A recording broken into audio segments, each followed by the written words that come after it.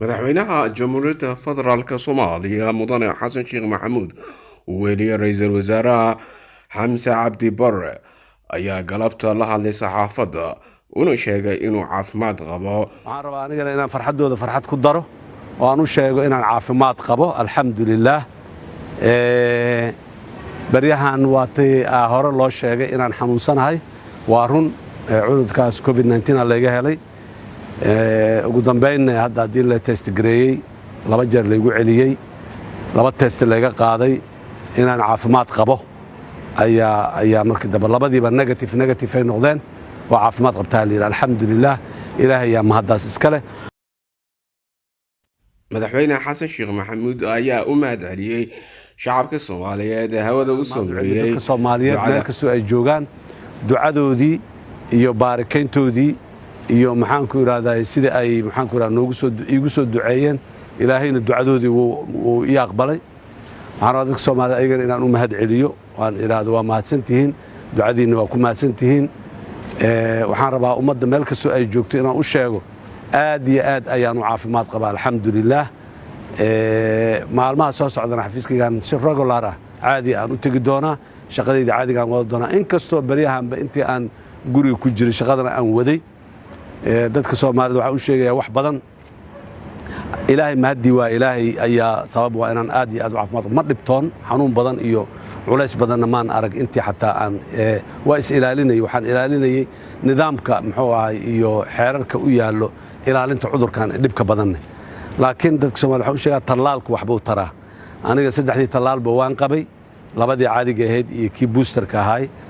marka waxaan dareemayaa qadarta rabbi iyo ducada dadka iyo ilaahay naxariistiisa ka sukow tallaalku inuu wax badan taray. waa dareemayaa dadka Soomaaliyeed inay istallaalaan, ay cudurkan iska tallaalaan meel kastoo ay joogaan. ummadda Soomaaliyeed meel kastoo ay joogto waxaan leeyahay hambalyo usbuuca xurriyadda, maalmaha dhiman xurriyaddana ilaahay idankiis waa wada dabaaldegi doonnaa. dabaaldegga xurriyadda iyo inaan isku darno ayaana laga rabaa. gargaarka muxuu ahay ummadda Soomaaliyeed ee abaaruhu ay dhibaateeyeen aan u gargaarayno, aan u gurmanayno, inaan aad iyo aad ayadana aanan la iloobin. farxadda waa in lagu daraa deeqsinimada ummadda ay leedahay. walaalayaal aan u gargaarno walaalaheenna Soomaaliyeed ee duruufaha gaarka ah ee ay cimarada isbedeshay iyo abaaraha iyo qadarta rabbi ku yimiday ay haystaan. aan u ducayno, oon duco ugu darno ayagana in ilaahay roob dalaalo qabo, caafimaad qabo oo barwaaqo watahay ilaahay uuna siiyo dhammaanteen meel kasta oo Soomaaliya ay ku nooshahay, iyo inaan jaabadaheenna wax yarka ay ku jiro aan wax uga dabaaldegaynaa. farxadda iyo xuska taariikhda waan muujinaynaa, laakiin haddana intii qarashkooda la yarayn karo waan yaraynaynaa.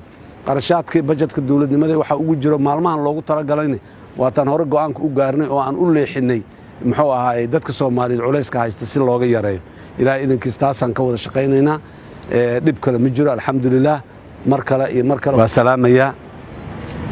waxaan ugu hambalyaynayaa hambalyada ciidda. hadalka madaxweynaha jamhuuriyadda federaalk Soomaaliya mudane xasan sheekh maxamuud ayaa ku soo beegmaya kadib markii maalmaha laga waayay shaashadda warar sheegaya inuu aad u xanuunsan yahay, isigoo maanta beeniyey sheegana inuu aad caafimaad qaba kuna dhacay cudurka covid-19. wariye cabdinaasir maxamuud xaaji axmed, cabdinaasir qujuufa, dulqaad media show, freelance journalist and photographer. meel kastoo ay joogaan waa salaamayaa. waxaan ugu hambalyaynayaa